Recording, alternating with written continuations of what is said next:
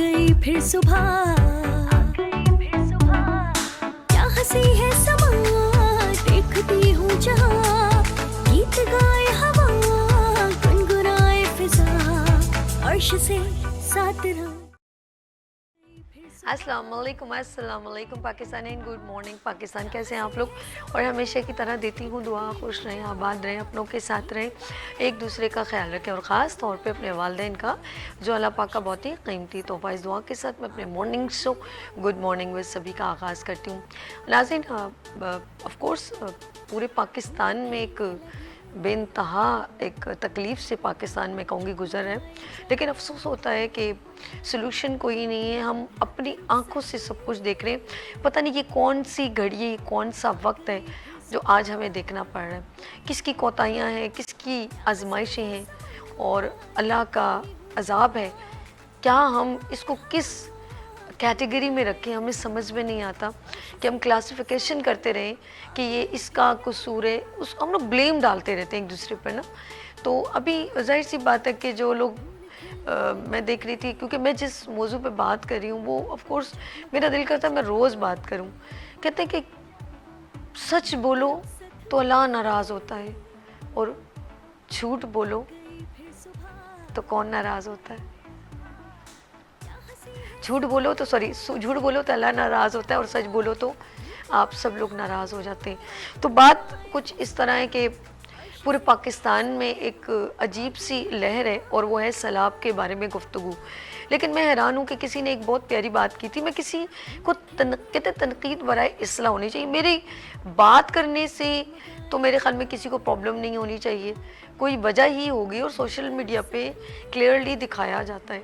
अब मुझे बताएं कि जब हमारी फोर्सेस इतनी पावरफुल है, माजरत के साथ हम लोगों के अंदर इतना माशाल्लाह, अभी देखें हमने बहुत सारे, आपने देखा होगा हम इंडिया के ऊपर एक जीत हमारी हासिल हमने की, पूरी दुनिया में इसका चर्चा हुआ, राफेल गिराने वाले और अंदर से तमाम कम्युनिकेशन को मेंटली और टेक्निकली स्ट्रॉन्ग करने वाले। तो मुझे समझ में नहीं आती कि जब ये बात कही जाए कि इंडिया अगर पानी, हमें एक सुना था पिछले दिनों आपने कि इंडिया अगर पानी ना खोले तो फिर हम क्या करेंगे, वो भी आपने सुना। लेकिन ये नहीं बताया कि अगर इंडिया पानी खोल दे तो फिर हमें क्या करना है। आप यकीन करें, बड़ा दुख होता है कि वो लोग जो तड़प रहे हैं कि वो अगर किसी का वालिद आ गया है तो उसके 4 बच्चे, उसकी बीवी जो है वो दूसरी तरफ एक घर के अंदर रह गए हैं, छत पर रह गए हैं, वो रो रहा है और कह रहा है कि ये किश्ती वाले मुझसे 50,000 1 लाख रुपए मांग रहे, हम इतने परेशान, हम कहाँ से पैसे लाएं। और वो जब मैंने किश्ती का वीडियो देखा, मैं करूँगी कि हमारे मतलब गुफ्तगू में अगर किसी दिन ऐसा हो कि मैं कोई बात करूं तो साइड पे वीडियो भी चल रही हो, अगर ये सहूलत हो जाए तो क्या बात है हमें। तो बात ये कि हम अगर फॉर एग्जांपल वो बंदा इतना कॉन्फिडेंस से ये एक बात कह रहा था कि क्या करना है जो कर लो, मैं तो पर पर्सन 40,000 लूँगा इधर से उधर लेके जाने के लिए। ये कॉन्फिडेंस देखें ज़रा। और कोई पुरसाने हाल नहीं है, हुकूमत वक्त इस पर एक्शन नहीं ले रही। लोग मर रहे हैं और लाश निकालने का वो कह रहे हैं कि मुझे 1 लाख रुपए दो। मेरे पास बहुत सारे टॉपिक थे इंट्रो करने के लिए, कपड़ों की बातें और बहुत सारी बातें मैं कर सकती थी। मैं अक्सर आपके साथ गुफ्तगू करती हूँ और बहुत सारे टॉपिक हैं जो मैं बादशाह का जिक्र और गा बगा कुछ ना कुछ आपसे बात करती हूँ, पेरेंट्स का, फैमिली का। लेकिन आप यकीन करें, कभी कभी मैं कुछ गैदरिंग में जाती हूँ ना, शादी में, इवेंट में, तो एक फ्यू सेकंड में मेरा एकदम ध्यान उतर चला। मैं कह रही यार उधर बेचारे, हम यहाँ पर इतने बड़े बड़े दस्तरखान, एक टेबल डाइनिंग लगे हुए हैं और खीटी ठाठा लग रही है और सेल्फियाँ ले रहे हैं, उधर लोग रोटियों को तरस रहे, खाना ऊपर से फेंका जा रहा है। मैं कहती हूँ रिस्क की भी बेहरमती, इंसान की भी बेहरमती। अल्लाह ने सबको अफजल, सबसे अफजल जो रुतबा दिया है वो अल्लाह पाक ने इंसान को दिया, अशरफुल मखलूकात बना दिया, सब जानदार पे सबसे ज़्यादा ऊपर रखा। लेकिन हमने उसको ज़मीन में गाड़ दिया, उसके एहसासात को, उसके जज्बात को। यकीन करें, मैंने किसी मर्द को रोते हुए नहीं देखा, लेकिन मैंने वहाँ पे मर्दों को फूट फूट के रोते देखा। वो जब बंदा ये बात कह रहा था कि जब तारीख लिखी जाएगी तो सैलाब आया था, कश्तियों वालों ने पैसे मांग के लोगों की लाशें निकाली, ये तारीख लिखी जाएगी। मरी में एक अचानक, लोग अक्सर टूरिज्म करते हैं, ये भी सुना था मैंने कि मरी में एक अंडा 500 रुपये का बेचने लग गए थे जब वहाँ पर डिज़ास्टर, लोग गाड़ियों में फंस गए थे। और मैंने फिर वो वीडियो भी देखी कि एक मियाँ बीवी बच्चे सारा सामान वगैरह, टोपी वोपी पहनी, वहीं पे उस, क्योंकि वो सर्दी बहुत थी, उन्होंने अपनी गाड़ी का हीटर ऑन कर दिया, अंदर ही वो सफोकेशन से मर गए। और लोग उनकी जिंदगियों की मतलब एक कंडीशन में थे, उनसे फ़ायदा उठाया गया। ये मरी का वाक़या, ये मैं कोई घर की कहानी नहीं सुना रही हूँ, ये रियल हुआ है सब कुछ। और गाड़ी, एक गाड़ी पूरे लड़कों से भरी हुई थी, पूरी उक्षित बस थी, क्या थी वो, हाई रूफ टाइप की बड़ी, जिसमें 20-25 लोग थे, कोस्टर जिसे कहते हैं, और सारे आदमी मर गए। और जब बाद में पता चला कि वहाँ पर अगर वो अल्लाह न करे वो डिज़ास्टर कभी कभी आ जाता है, अल्लाह की तरफ से होता है, तो लोगों ने वो होटल का रेंट जो नॉमिनल, अगर मरी का देखे 5,000, ज़्यादा से ज़्यादा 10,000, 50,000 रुपये मांग रहे थे, रहने तो रहो। यानी कि आप किसी के एहसास से खेलते हैं, किसी के जज्बात से खेलते हैं। मैं किसी को क्या बोलूँ, हुकूमत वक्त अंधी गूंगी बहरी हो गई है। अभी रिसेंटली एक न्यूज़ सुनी होगी आपने, उन्होंने एक बात कही थी, अब वही बात है कि मैं, अरे देखते हैं कुछ जो होना है देखें। हमारे वजीर आला क्या कहते हैं, वजीर आजम क्या कहते हैं, वो कहते हैं कि मैं IMF से पूछूंगा कि जितने लोग डूब गए ना, जिनके घर डूबे, उनका बिल फ्री कर दें 1 महीने के लिए। सर यकीन करें, आपके कदम कहाँ चले गए, आपके शूज़ कहाँ चले गए कि मैं आके आपका शुक्रिया करूं कि आप, जिनके घर तबाह हो गए, उनके लिए आप IMF के पास जाएंगे और उनसे पूछेंगे और उनसे मांगेंगे कि यार इनके बिल 1 महीने के फ्री कर दो। यार सर सलूट है आपको। जब आपने असम्बलियों के मिनिस्टरों की तनख्वाहें बढ़ाई थी, IMF से पूछा था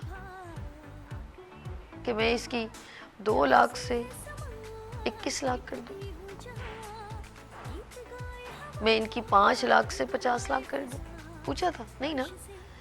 तो अब ये जो पानी में डूब गए और उसमें एक और सोने पे सुहागा, वो बंदा खाने के साथ साथ कह रहा है ये बिल अपने पकड़ लें, ये बिल पकड़ लें अपने। वो पानी में डूब कर कह रहा है मैं बड़ी मुश्किल से आया हूं आपको बिल देने, वो ढूंढ ढूंढ के लोगों को बिल दे रहा है। तो इस पर अज़ाब ही नाज़िल होगा। और ये एक बात बताऊं, जो लोग यहाँ तकलीफें झेल रहे हैं ना किसी की वजह से, वो तो मुझे पता है जिनको हो रही है इस दुनिया में तकलीफ, वो रो रहे हैं, उनके आंसू निकल रहे हैं। मैंने कहा ना, मर्दों को मैंने रोते हुए, जिनका हज़ार पता घर डूब गया, उनके बच्चे, उनकी बीवी, वो उनकी लाशों का इंतज़ार कर रहे हैं और उनको ये भी नहीं पता वो जिंदा है कि नहीं जिंदा। जब ये वीडियो अपलोड होगी तो ऑफ कोर्स मेरी कोशिश होगी उनको प्रेजेंट करूं, तो पता नहीं उनके साथ क्या, यकीन करें ऐसी ऐसी बातें सुनने को मिलती हैं कि आप इनको, वो औरतें, अच्छा जो कलमा पढ़ ले ना कोई, ला इलाहा इल्लल्लाह मोहम्मद रसूलुल्लाह, कि मैं ये बात सच कह रहा हूँ, तो फिर आप यकीन कर लें उस बात पर। फिर उसका मामला अरब से हो गया, उस बंदे ने कलमा पढ़ा। ये मैं कोई मनगढ़ंत नहीं सुना रही हूँ, जाए सोशल मीडिया पे देख लें। और उनको आप लोग फेक बोलते हैं तो यकीन करें हम एहसास से बिल्कुल बड़ी, वो अपना फाउंडेशन बता रहे हैं, अपना ट्रस्ट बता रहे हैं और बता रहे हैं कि हम ट्रक भर के ले गए, उसमें लेडीज़ भी थी, चटाइयाँ लेके गए, शायद और बहुत सारी चीज़ें लेके गए। उन्होंने कहा नहीं ये आप नहीं दे सकते, इस पर पिक्चर नहीं है। यार वो लफ्ज़ कहाँ चले गए, वो ये खुदा की एक खूबसूरत बात कहाँ चली गई कि तू ही साथ से दे, तू ही साथ को पता ना चले, वो कहाँ चला गई, वो बात कहाँ चली गई। आज मुझे नहीं पता कि हम उस वक्त, सोशल मीडिया तो नहीं था ना असहाबा इकराम के दौर में, हमने यकीन किया ना, कोई तो बात थी उनमें।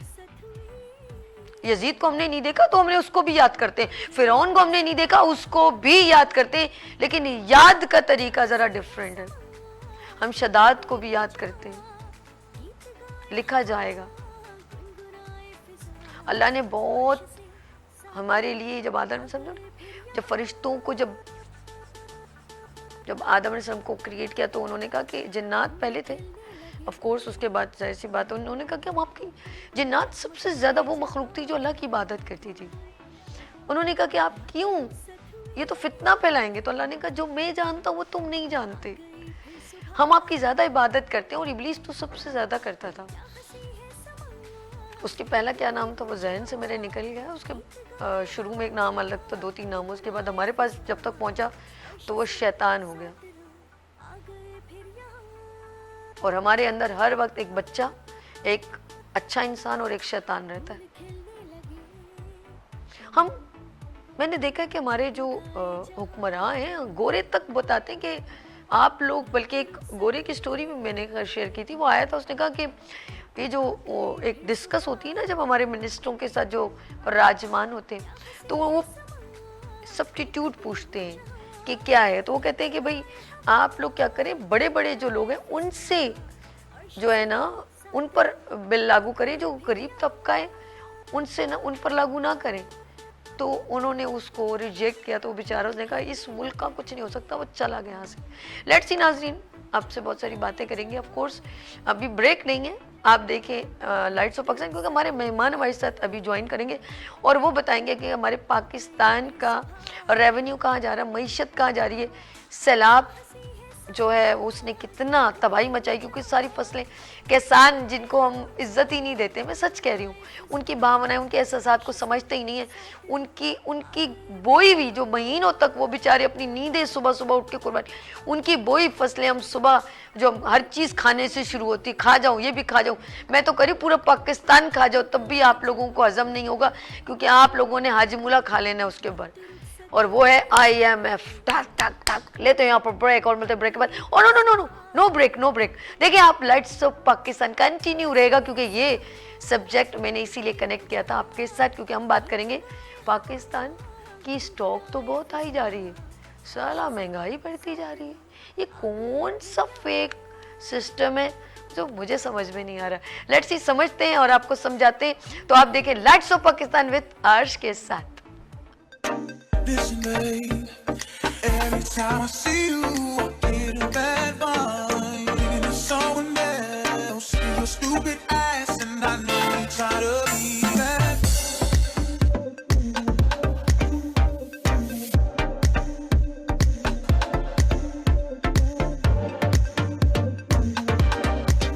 अशरा ब्यूटी सैलून ने बहुत अच्छा काम किया है। स्पेशली मैं निगत को बहुत दाद दूंगी। निगत खुद भी बहुत अच्छा काम करती हैं, बहुत ज़्यादा जो है मैं से कहूँगी बहुत अपने काम से उनको लगाव बहुत ज़्यादा है। और जितनी भी ब्यूटिशियंस वुमेन में देखती हूँ कहीं ना कोई आपकी कमी ज़रूर होती है, तो उसको पूरा करने के लिए आपको वर्कशॉप ज़रूर लेनी चाहिए, आपको अपने आप को अपग्रेड रखना चाहिए। अच्छा, मैं जब भी बाहर जाती हूँ मैं वर्कशॉप्स नहीं लेती, मैं प्रॉपर सर्टिफिकेशन लेती हूँ, मतलब प्रॉपर स्कूल जिसके एग्जामिनेशंस भी होते हैं, उससे मुझे ये फ़ायदा होता है कि मैं वहाँ की जो अपग्रेड चीज़ें हैं वो मैं हासिल करके एंड आई ट्राई जो यहाँ पर लड़कियाँ हैं उनको मैं यहाँ पर आकर सिखाऊं। आप भी काम कर रहे हैं इसी तरह, और सब भी काम कर रहे हो। स्पेशली जो किसी भी एक चीज़ से अल्लाह ताला इंसान को खूबसूरत बनाया है, और अगर वो सुनने से महरूम है तो इसका मतलब ये नहीं कि वो कुछ कर नहीं सकता। निगत बहुत बड़ी मिसाल है इस चीज़ के लिए।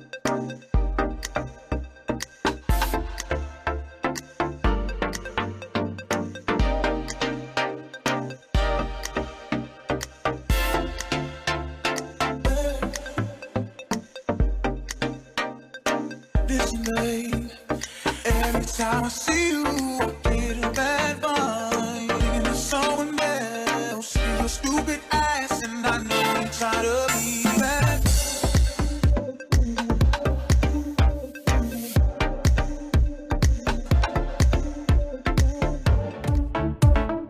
आ गई फिर सुबह,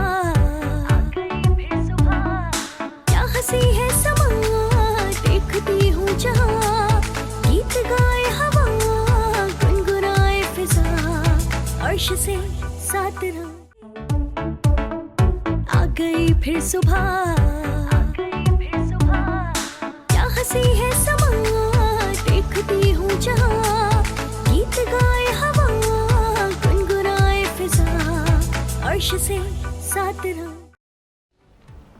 वेलकम अगेन, गुड मॉर्निंग। बस सभी में एक बार फिर खुश आमदीद। नाज़रीन, बात हम कर रहे थे कि अब अक्सर हम देखते हैं न्यूज़ में कि भाई स्टॉक का जो है वो बहुत ऊपर जा रहा है, और जब ऊपर इतना जा रहे हैं, हम इतना प्रॉफिट में जा रहे हैं, तो फिर ये आए दिन हर चीज़ का रेट बहुत बढ़ता चला जा रहा है। पहले इस पे बड़ी आवाज़ की चीनी, आटा, दाल महंगा, वो सब नारे मारने वाले अब कसम खुदा की सब साइलेंट हुए हुए। तमाम जितनी पार्टियां जो एक तरफ थी, जो इस बात पे इशू बनाई थी कि बहुत ज़्यादा महंगाई हो गई, आज वो सब सन्नाटे में खामोश।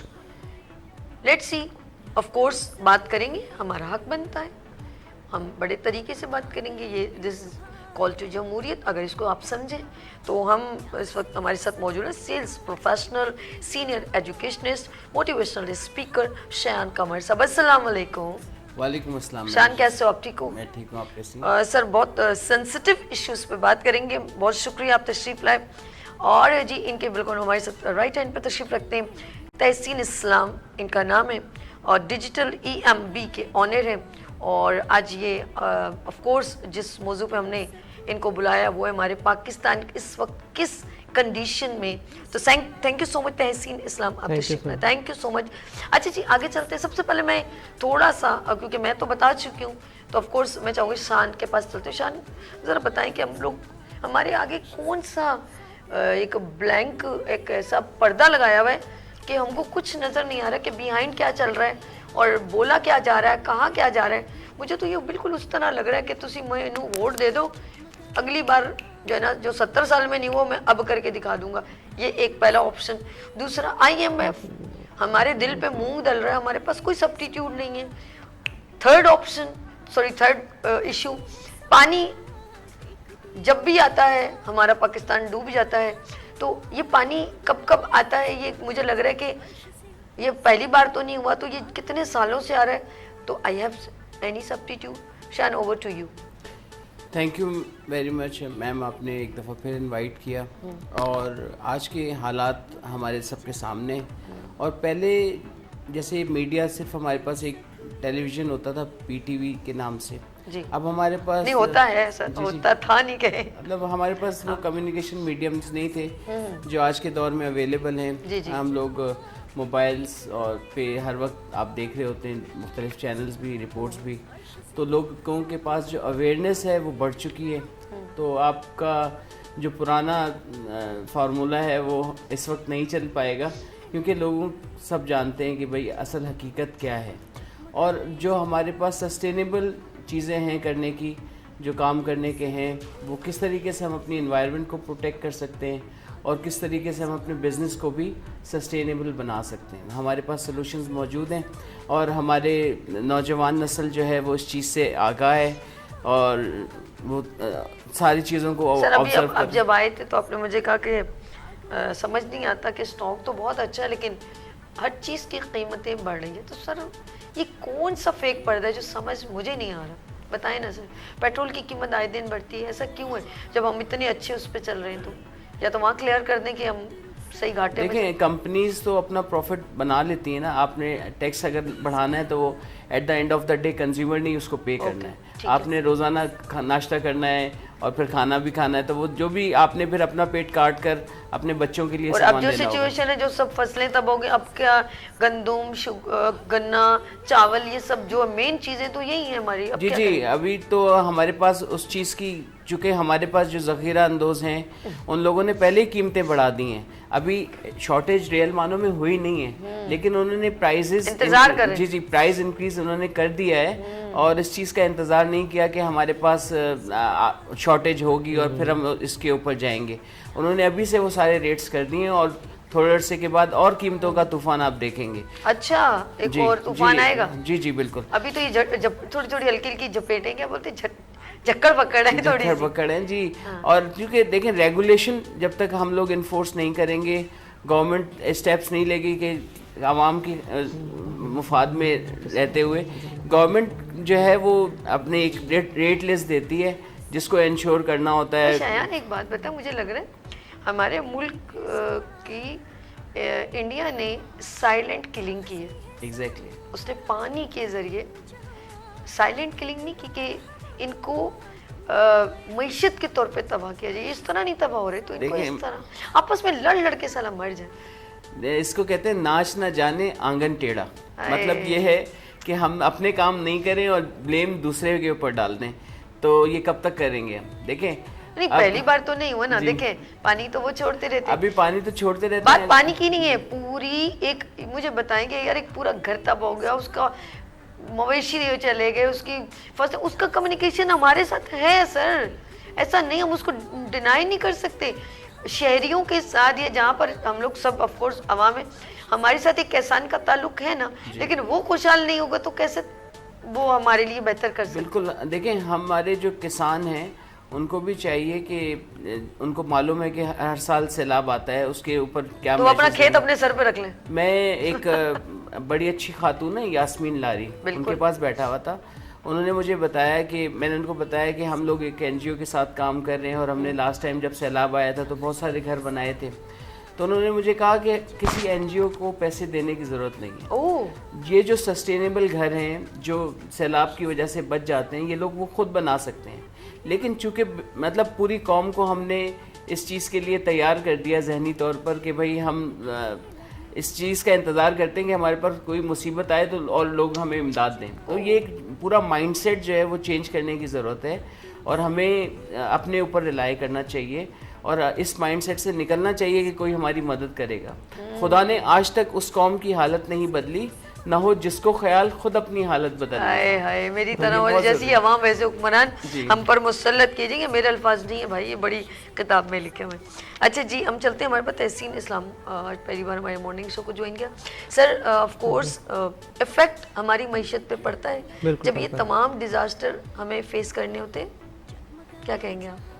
इफेक्ट सबसे पहले तो मैं कहता हूँ कि सिर्फ ऐसा नहीं होता कि अगर आप पंजाब की बात करें एज अ बिजनेस में, ठीक है। तो जो लोग पंजाब से ही आए हुए, मेरे ड्राइवर हैं, मजदूर हैं और बहुत सारे लोग हैं, वो बेचारी जहनी तौर पे परेशान है। अच्छा। तो ऐसा नहीं है कि अगर कराची में नहीं आए तो कराची की जो फैक्ट्रीज़ हैं, उनके जो एम्प्लॉयज़ हैं, वो क्योंकि उनकी फैमिली वहाँ डूबी हुई है तो उनका माइंड सेट नहीं है। जब माइंड सेट नहीं है तो वो अच्छा काम नहीं कर रहे हैं। मैं आज ही की मिसाल बता रहा हूँ, तो मैं आपके पास आते आते मैं बता दूँ, लेट हो गया था थोड़ा सा, क्योंकि वो ड्राइवर कह रहा है वो मेरी फैमिली में फंसी है, फ़ोन पे बात कर रहा है। अब हमें ऐसा लगता है कि वो सिर्फ वो पंजाब का प्रॉब्लम है, हम कराची में बैठे हैं, तो ऐसा नहीं है कि सिर्फ पंजाब का प्रॉब्लम है, हमारे साथ भी प्रॉब्लम है। तो हम भी अपनी प्रोडक्टिविटी नहीं कर पा रहे। तो अगर कराची कहते हैं कि कराची का शहर है, रेवेन्यू बिल्ड करता है, तो सिर्फ वो अकेला नहीं बिल्ड करता है, वो ऐसा नहीं है कि सिर्फ आप लगे मैं लगे, कहीं ना कहीं उनकी भी सपोर्ट है। अगर देखें आबादी के लिहाज से तो बहुत सारे ऐसे लोग हैं जो कि पंजाब से आए हुए हैं, खैबर पख्तूनख्वा से आए हुए हैं, तो जब उनकी फैमिली में डिस्टर्ब है, जब उसका दिमाग ही ठीक नहीं है, तो वो काम कैसे करेगा? उसको अगर कोई काम दे रहे हैं, अगर ड्राइवर की हम बात करें तो वो गाड़ी ठोक रहा है। अगर आज ही मैं आ रहा था शाहरा से, तो 3 एक्सीडेंट थे, तो मैं सोच रहा था क्यों हो रहा है ऐसे, बिला वजह के तो नहीं हो रहे ना, क्योंकि वो मेंटली तौर पर डिस्टर्ब हो रहा है। तो सिर्फ पंजाब डिस्टर्ब नहीं, पूरा पाकिस्तान डिस्टर्ब हो रहा है। अगर ऐसी चीज़ें चलती रहेंगी तो बहुत ज़्यादा इकनॉमिकली अगर इसका इम्पैक्ट, और आज आपको ये बात बहुत अच्छे से पता है कि अगर हम आज कोई काम करते हैं उसका रिजल्ट तकरीबन 3 साल बाद 4 साल बाद आता है, ग्रेजुअली आता है। तो जो आज नुकसान हुआ है उसका जो हमें इम्पैक्ट पता चलेगा वो 3 महीने बाद, 4 महीने बाद, 6 महीने के बाद पता चलेगा। आपके पास पीछे चावल नहीं है। अभी अपने का ना हम ये इफेक्ट यूँ पड़ेगा मुझे आपकी, फिर वही मेरे पास बात होती है, फिर ऐसा नहीं, किसी ने पूछा, अब शायन भाई हंसेंगे देखो, किसी ने पूछा कि हम ना इस सैलाब से ना 10 साल पीछे चले गए, तो उसने आगे से बोला हाँ अगे तू बड़ा चाइना अमेरिका नू फंड दे रहा सी तो आगे से तू बड़ा लोगों को इमदाद दे रहा था, जो अब तुझे तकलीफ हो रही है। तो हम लोग पिछले कई दहाइयों से ये फेस करें, और बल्कि अभी मुझे अच्छा लगा ये जुमला आप कहते हुए, वज़ीर आला माई सर वज़ीर आला पंजाब जो हैं मरियम मैम ने कहा कि डैम अब बनेंगे। यार अच्छा लगा आपके मुंह से ये जुमला सुनते हुए कि अब डैम बहुत सारे बनेंगे। तो सर मैम अगर मतलब आप नहीं थी तो आपके वालिद की तो काफ़ी साल हुकूमत रही, काफ़ी टाइम हुकूमत रही, तो किसी ने क्यों नहीं सोचा काश वो आज बन जाते। तो मैं कहती हूँ सालों साल आप लोग हुकूमत करें, हमें क्या प्रॉब्लम है, आप लोग बिल्कुल करें, और अगर अच्छा करें तो ऑलवेज करें। लेकिन आपको अब जाके 70 साल बाद ख्याल आया, और 3 बार ऑफ कोर्स नवाज शरीफ जो है वो बने प्राइम मिनिस्टर, और अच्छे हैं, हम नहीं कहते आप लोग बुरे हैं, लेकिन अगर आप लोग इन गरीबों की जो है अभी इतनी तकलीफ़ों में उनकी तमाम बल्कि एक 2-3 लोगों का दिखाया, उनका जहेज़ नया जहेज़ था वो पूरा ख़राब हो गया, हम उन लोगों की उम्मीदें, अरमान सब बहा दिए पानी में। यकीन करें उनका तमाम जो है ना असासा बहा दिए। बिल्कुल सर ऐसे। किसी के घर तबाह हो जाए तो उसके साथ क्या होगा यार? मैं ये सोचता हूँ कि सोचो में आज वो मतलब दोबारा कैसे खड़े होंगे, वो दोबारा, क्योंकि उनके पास तो हमारा अगर असासा देखें तो कहीं हम ज़मीन पे हमारा घर होता है, हमारे पास चीज़ें रखी होती हैं, उनका जो असासा है, या कहीं ना कहीं शादी में गोल्ड आ जाता है तो थोड़ा बहुत गोल्ड का अरे असासा होता है। उनकी तो ज़मीन ही गोल्ड है, वो उनकी वहीं- जमीन गोल्ड है। वो वहीं से कमा रहे हैं। हमारी फैक्ट्री या मशीन ख़राब होगी शायद दोबारा ले लेंगे, लेकिन अभी आप ज़मीन ही आपकी ख़राब हो रही है, उसके अंदर से सामान, पानी आ गया है। और अभी मैंने कल एक वीडियो देख रहा था मैं एक चैनल के ऊपर, वो पानी 80 किलोमीटर तक पानी है। अब वो क्या करेगा क्या? उसने तो अपनी उसके दादा ने भी वहीं ज़िंदगी गुजारी, उसके अब्बा ने भी गुजारी, वो खुद भी वहीं ज़िंदगी गुजारा है। 3 नस्लें उसने एक ही जगह पे गुजारी, इसलिए कि उसको इतना रेवेन्यू मिल रहा था कि वो अपना गुजारा बसर कर रहा है। ठीक है, उसने अपने आप को अपडेट नहीं किया, AI की टेक्नोलॉजी पे नहीं गया, लेकिन ठीक है, अपना कम से कम लाइबिलिटी नहीं था मुल्क के ऊपर। नहीं, मैं एक बात किसी से बताऊं, उधार नहीं ये रहा था। तो मैं कहूँगी बिल्कुल किसानों का होना बहुत ज़रूरी है। हमारे मुल्क की मईशत को सबसे बड़ा सपोर्ट उनकी वजह से होता है। बिल्कुल ऐसा ही है। फैक्ट्रियाँ चलती कैसे? आपको जब वो सस्ता कपास चावल- लगाएंगे तो आप कॉटन बनाओगे, वो गंदम नहीं है तो वो आउट ऑफ कंट्री में आप इंपोर्ट एक्सपोर्ट में Import हो काम जाएगी। हाथ डालोगे।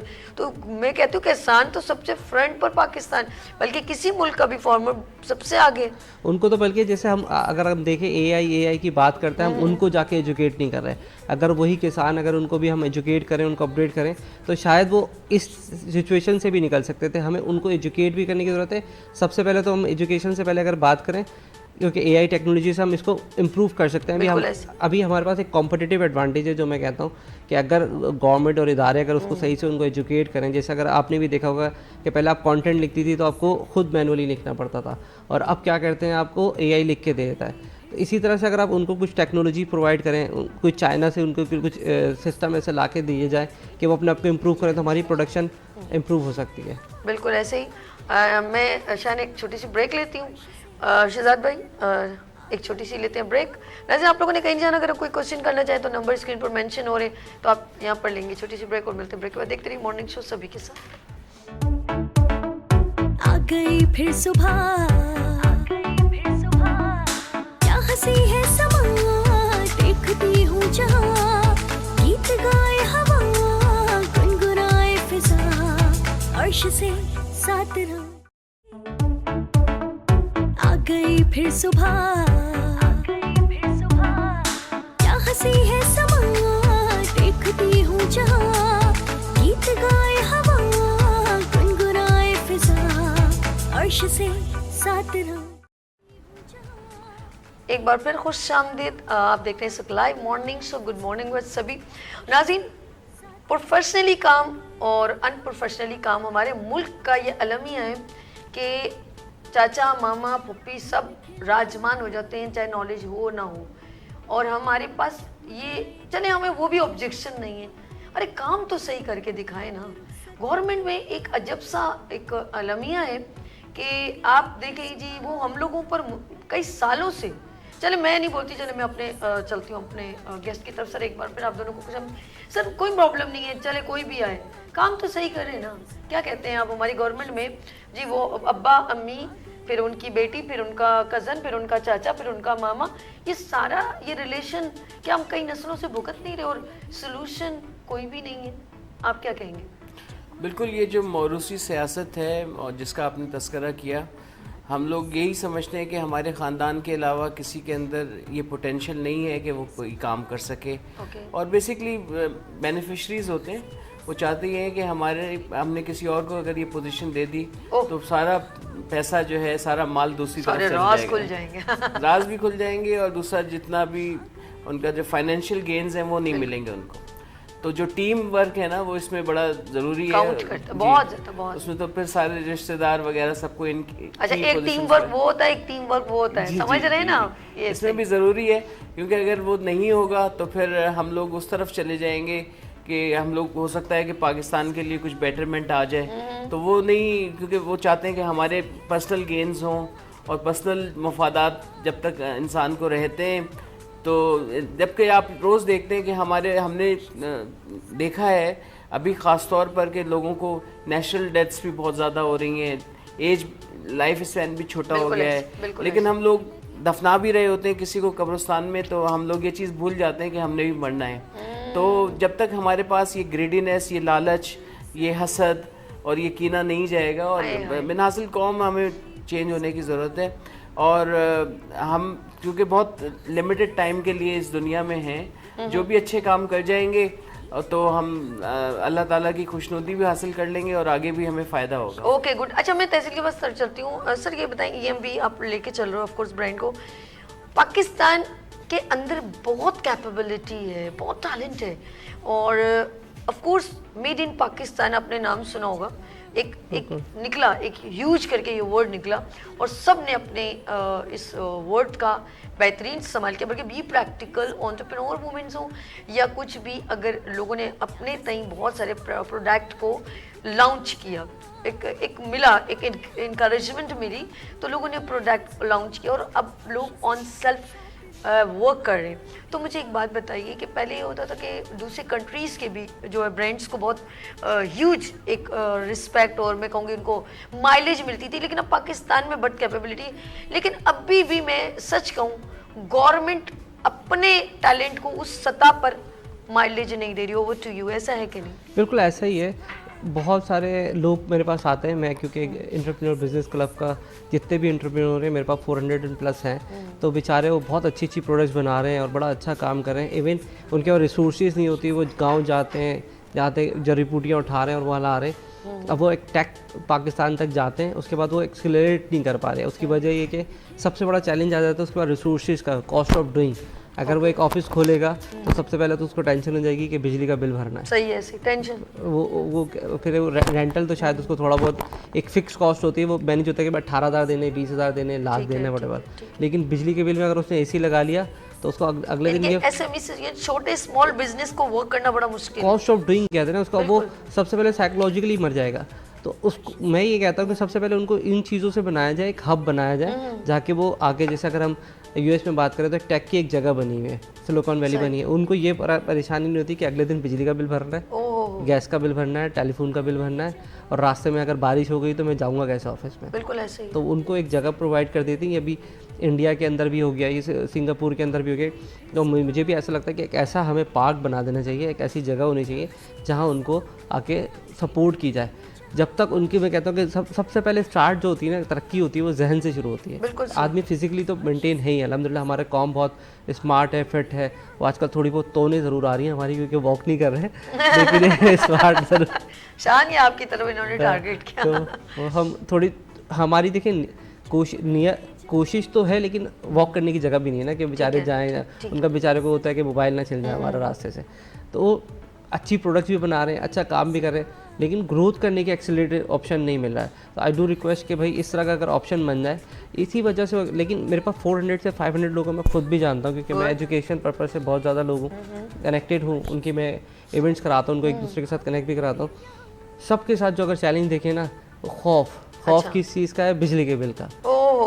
खौफ किस चीज़ का है? पानी का खौफ। अगले दिन पता नहीं ऑफिस में पानी आएगा तो बेचारा टैंकर वाले को कॉल करेगा कि भाई वो पानी डाल दो।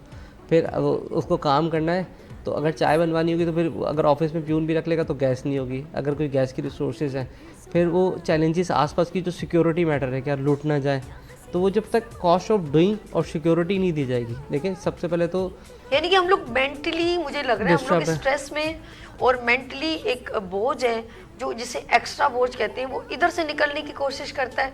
और मैं कहती हूँ हुकूमत वक्त चाहती है कि तुम लोग फंसे ही रहो, जैसे ट्रैफिक में फंसे रहो। सुबह यही हुआ, सुबह भी सही हुआ है, ट्रैफिक में फंसे रहो, फिर घर जाओ तो बोलो जी वो गैस नहीं है, वो बोलेगी जी जल्दी करो बिजली चलिएगी, सिलेंडर ले आओ, अच्छा पानी चला जाएगा। ये आप उलझे ही रहो, यकीन करें आप। और वो मौजा ही मौजा, उनको कोई रत्ती बराबर फर्क नहीं पड़ता। जो शर्म की बात है कि जो लोग गाड़ियों से निकलते हैं अगर गंदी जगह, तो वहाँ पर भी वो कारपेट लगवा देते हैं। सर उनको क्या फीलिंग आई होगी, आप लोगों के लिए क्या एहसास होगा? कल एक न्यूज़ देख रहा था जिसमें हमारे वजीर आजम और ये सारे वो हेलीकॉप्टर में मुआयना कर रहे हैं, और टीटी टाटा भी चल रही है, ये भी तो बताओ ना।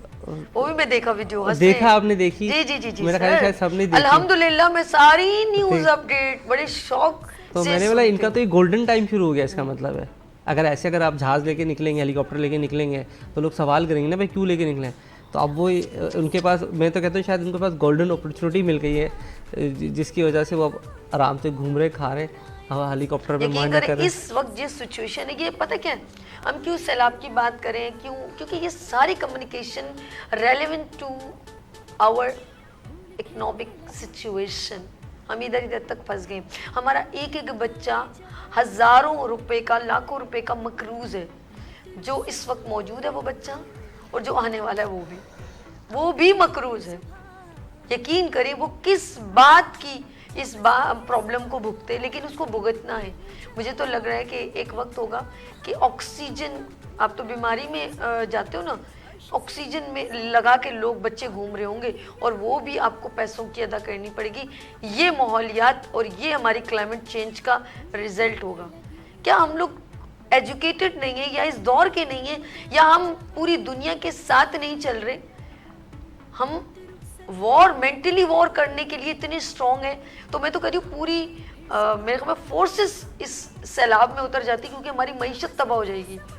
मुझे सोच नहीं आती ये फायदा किसको हो रहा है। अगर ये सारा डिजास्टर हो रहा है, क्या फंड की वजह से हो रहा है कि फंड आएगा तो क्या फायदा ऐसे पैसे का जो आवाम की लाशों पर बनाया जाए?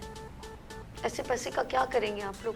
आपकी रूह को कैसे सुकून आएगा? मेरी समझ है डैम बनने चाहिए। अब सोल्यूशन की तरफ चलते हैं। You have any substitute our country, because we are a movement और डिफरेंट कंट्री। एक वॉर है, आगे बढ़ना है, टेक्नोलॉजी, एआई, अरे भुट्टा साला सब कुछ आ गया। उसके बावजूद पाकिस्तान किस कंडीशन और किस जगह पर खड़ा है? Over to you.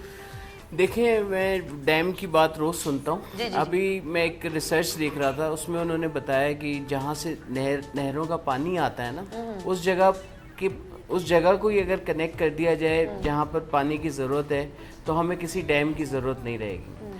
अब हम देखें ना, हमने नहरों में स्कीम्स बना ली हैं, और वो लोग जो घर खरीद भी रहे होते हैं तो वो आग बंद करके, उनको पता ही नहीं है कि भाई ये नहर की जगह है, और फिर बाद में क्लेम भी करते हैं कि भाई गवर्नमेंट हमें इसको फंड करे, हमें अब इससे बचाए। ऐसे ही तो नहीं है, जब तक बेवकूफ़ जिंदा अक्लमंद खाता रहेगा। ऐसे ही।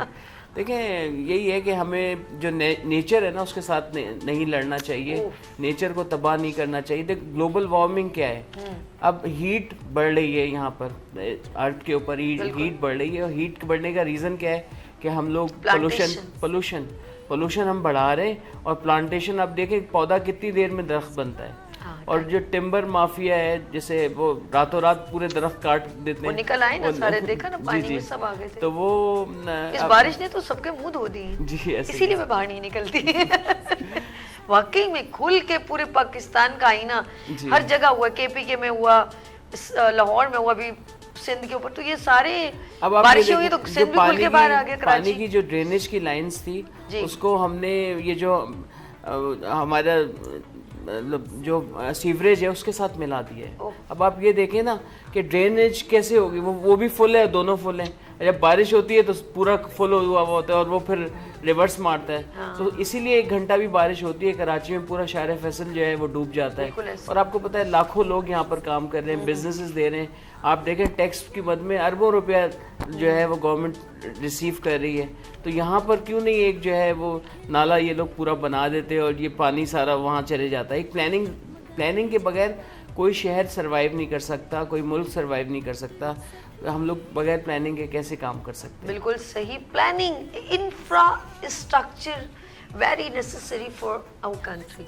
अगर हमारा इंफ्रास्ट्रक्चर अच्छा नहीं होगा तो आप कुछ भी कर लें, आप यकीन करें, आप विजिट करें, आप कुछ भी करें, भी प्रैक्टिकल इम्प्लीमेंट में बड़ा ही फ़र्क है। हम सिर्फ बातें करें, इम्प्लीमेंट कहीं नज़र आ नहीं रहा। और अगर हम किसी को धोखा दे भी देते हैं ना, थोड़ी देर के लिए, कोई जादू मंत्र होता है ना, थोड़ी देर के लिए, कभी देखे वो हम लोग कहते हैं हैप्नेटाइज करना, या वो मैजिशियन क्या करता है, वो बेसिकली करता सब कुछ सामने, वो करतब होते हैं, लेकिन आपको समझ में नहीं आती। ऐसा ही है कि नहीं? तो मुझे ऐसे ही लग रहा है कि आप लोग करते हो, जादू करते हो थोड़ी देर के लिए, उसका फिर जो है ना वो असरात उतर चुके होते हैं, वो आसीर थोड़ी देर बाद उतर जाएगा। एक वक्त होगा आपको खुद पता चल जाएगा कि आप लोगों ने क्या बोया और आवाम क्या काट रही है। मैं तहसीन आपके पास चलती हूँ, इस्लाम के पास, और यू हैव एनी सब्स्टिट्यूट के नए ब्रांड्स आगे आए तो उनको क्या, जैसे आपने तो पहले पॉइंट कर दिया यही प्रॉब्लम्स की वजह से तो वो ज़हनी तौर पे इतना प्रॉब्लम है, तो आप क्या कहते हो? नहीं अभी ऐसा कोई नहीं है, लेकिन कभी कभार होता है कि थोड़ा सा डिमोटिवेट हो जाते हैं, लेकिन हमारे पास चॉइस क्या है? अगर हम कहीं जा भी नहीं सकते, हमें तो अभी अगर अदर कंट्री में भी अगर अप्लाई करते तो वीज़ा ही रिजेक्ट हो जाता है। बिल्कुल तो नहीं सर, फिर भी लोग, एक बात बताऊं, मैं तो मेरे पास जो इंफॉर्मेशन है पाकिस्तान से बाहर जाने के लिए लोग तड़प रहे हैं। मैं कहती हूँ खुदा के लिए अमेरिका, कनाडा, ऑस्ट्रेलिया, बल्कि जितने यूए ये सब प्लीज कभी भी पाकिस्तान के लिए फ्री मत रखिएगा वीजा के, आ जाओ यहाँ पर सिर्फ और सिर्फ माजरत के साथ कब्रिस्तान रह जाएंगे, सब लोग चले जाएंगे, कोई नहीं रुकेगा। सिक्योरिटी यहाँ नहीं है, प्रॉब्लम्स इतनी ज़्यादा हैं। आप घर से बाहर जाते हैं तो माँ बाप पढ़ पढ़ के फूकते मेरा बेटा खैरियत से आ जाए, बीवी अपने शौहर के लिए परेशान। वो लोग जब नोच रहे होते हैं ना मोबाइल दे दो, ये वो नहीं परवाह करते, अकलौता है, ये है, वो है, इसकी शादी होने वाली है, वो लूट लेते हैं। वो बाप का नहीं कि वो बेचारा अपनी बेटी की शादी, उसे इससे फ़र्क नहीं पड़ता। इनसिक्योरिटी यहाँ है, सेवरेज प्रॉब्लम यहाँ है, रोड प्रॉब्लम यहाँ है, रोड सारे टूटे हुए हैं, बिजनेस यहाँ पर नहीं ऑन हो सकता, बहुत सारी प्रॉब्लम्स हैं। तो डिफरेंट लोग बाहर जाने को ज़्यादा तरजीह देते हैं। तरजीह देते हैं लेकिन मिलता नहीं है। तो जब मैं आपको बात कर रहा था कि वो उनको रिजेक्शन मिलती है तो फिर वो कोशिश करते हैं कि इसी मुल्क में करें, तो हमारे पास कोई चॉइस नहीं होती, तो फिर हम उसमें कोई ना कोई सलूशन निकालते हैं। तो बहुत सारे ऐसे मैंने बच्चों को देखा है, स्टूडेंट्स को देखा है जो बहुत ज़्यादा कोशिश कर रहे हैं, बस उनके साथ हर्डल्स रहती हैं और वो कहीं ना कहीं डिस्ट्रॉय, मतलब उनके बिजनेस डिस्ट्रक्शन में रहते हैं और कहीं ना कहीं वो डिस्टर्ब रहते हैं। नाइंसाफी है इसका मतलब, लगता है आपको जस्टिस नहीं है? देखिए मैं उनको सजेस्ट करता हूँ कि अच्छी उम्मीद रखनी चाहिए और अपना काम करते रहना चाहिए। फिर उम्मीदों पे लगा दो। हमारे पास अभी कोई चॉइस नहीं। ये किसी और ने मुर्तज़ा आपसे कहा था कि पाकिस्तान को आप आवाम को क्या मैसेज दे, कहते उम्मीद रखना, फिर हम ही करें वही भी, उम्मीद भी हमसे बांधे। उम्मीद सबसे पहले तो देखिए उम्मीद तो रखनी पड़ेगी ना, वरना ना उम्मीदी हराम है। तो हम ना उम्मीदी अगर नहीं रखेंगे, अच्छी उम्मीद रखने कम से कम दिमाग तो आपका सेट रहेगा, फिजिकली आप थोड़े सेट रहेंगे। वरना आप देखेंगे यार कुछ नहीं कर सकता तो मे बी कि आप सुसाइडल की तरफ चले जाएं, क्योंकि आपके पास तो कोई आगे चॉइस नहीं। तो अभी आपके पास सिवाय उम्मीद के और कोई ऑप्शन नहीं है, तो उम्मीद तो आपको रखनी पड़ेगी। दूसरा होता है कि कोशिश करते रहना चाहिए, तो कोशिश कर रहे हैं, कोशिश करते रहेंगे और कोशिश मैंने देखा और बहुत अच्छी कोशिश करेंगे। जैसी उनको कभी भी अपॉर्चुनिटी मिली, देखिए जब भी कोई चीज़ बनती है ना तो वो एकदम से आगे नहीं आती है। जैसे अगर हम हर चीज़ को अडॉप्ट कर रहे हैं, पहले हमारे यहाँ कल्चर नहीं था इन्वेस्टमेंट लेने का, अब वो कल्चर भी आ गया। अगर आप स्टार्टअप का देखें तो पहले हमने सिर्फ यूएस में सुना था, लेकिन अभी वो यहाँ पर भी आ गया। तो मैं उनको भी ये सजेस्ट करता हूँ, सब बोलते हैं कि देखिए आ जाएगा। सबसे पहले अवेयरनेस होती है, अवेयरनेस लोगों के पास आ गई है, आपको भी पता चल के क्या मसले हैं, शान भाई को भी पता है और गवर्नमेंट को भी पता है क्या है। तो किसी दिन कोई अच्छा बंदा आ जाएगा और उस मसले को हल कर देगा। जब तक एक उम्मीद है। अच्छा, एक बात बताएं, इसका आंसर मुझे डिटेल में दीजिएगा। कोई भी पर्सन हमारे जो मेरे जैसा, आप जैसा कोई बाहर मुल्क जाता है, मैं जैसे सऊदीया की तो मुझे बड़ा अच्छा लगा, तो जब वो अपने मुल्क वापस आता है तो उसको बड़ा होता है कि यार ये मुल्क में हमारी ये चीज़ें नहीं हैं। लेकिन यार यकीन करें मुझे, जब हमारे मिनिस्टर्स वहाँ जाते हैं, वो ये मेरे जैसे बंदे तो कुछ नहीं कर सकते, लेकिन वो लोग तो बहुत कुछ कर सकते हैं। तो क्यों नहीं करते? जब वो उधर जाते हैं, एंजॉय करते हैं, छुट्टियां मनाने जाते हैं, वीकेंड पर उनके बच्चे वहाँ एजुकेशन आते, तो वो क्यों नहीं सोचते हमारे मुल्क में भी अच्छे हॉस्पिटल हों, अच्छे एजुकेशन बच्चों को मिले, गुर्बत ख़त्म हो, रोड अच्छे हों, जैसे बाहर मुल्क में होते हैं। जब हम वहाँ से आते हैं तो सोचते हैं ऐसा क्यों नहीं होता सर? असल में मसला है कि उनका ऑब्जेक्टिव तो यहाँ रहना नहीं है ना। अच्छा जी, तो वो तो रहते ही खुला के बोल रहे हो। हाँ, तो वो उनका तो होता है कि वो तो सब जॉब करने आते हैं। मैं एक वाक़ये से बताता हूँ, मैंने रियलिस्टिक में एक वाक़या पढ़ा था कि एक मस्जिद के इमाम होते हैं, वो 5 वक्त नमाज़ पढ़ाते हैं और हिदायत देते हैं और लोगों को नसीहत करते हैं नमाज़ पढ़ो।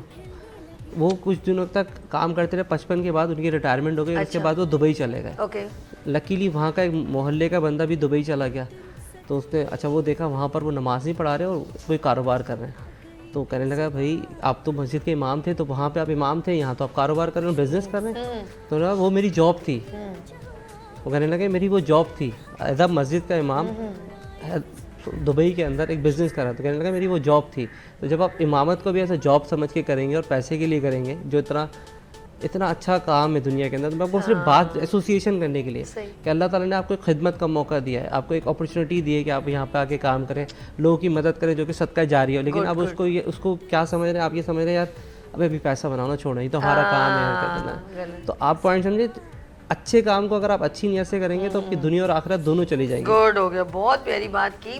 लास्ट दोनों से एक 2-2 मिनट का मैसेज लेते हैं। सबसे शान कमर, ये कैमरा जाते जाते 1-2 मिनट का जो भी आवाम को देना है, हुक्मरानों को देना है, या अपने आप को मैसेज देना है, क्या मैसेज आपके पास है? देखें, हमारे लिए अगर आप इंतज़ार में रहेंगे ना कोई आएगा आपकी मदद करेगा, तो ऐसा नहीं है, कोई नहीं आएगा। आपने अपने लिए खुद ही कुछ ना कुछ करना होगा। अपॉर्चुनिटीज़ अनलिमिटेड है हमारे पास, अल्लाह ताला की नेमतें बेशुमार मौजूद हैं। अब देखें ना, ग्लोबल विलेज बन गई है दुनिया आज। हमारे पास इंटरनेट मौजूद है और हमारे पास यहाँ बैठकर भी हम दुनिया में किसी भी जगह काम कर सकते हैं। बिल्कुल। और डॉलर्स मन चाहिए इनकम भी हासिल कर सकते हैं। हम अपने घर में बैठकर भी हम देख रहे हैं बहुत से बच्चे ऐसे हैं जो लाखों रुपया कमा रहे हैं। उनके वालिदैन ने जो पूरी ज़िंदगी नहीं कमाया, वो एक साल में वो इतनी इनकम कमा रहे हैं। तो अपॉर्चुनिटीज़ देखिए, यही अपॉर्चुनिटीज़ मौजूद हैं आपके घर के अंदर। तो बेस्ट ऑफ लक। ओके, आप सर। मेरे 2 मैसेजेस कहता हूँ, मैं हर एक को 2 मैसेज कहता हूँ कि सबसे पहले अपनी बॉडी को परफेक्ट रखें, एक्सरसाइज करें, अच्छा खाएं, अच्छा पहने, परफेक्ट रखेंगे।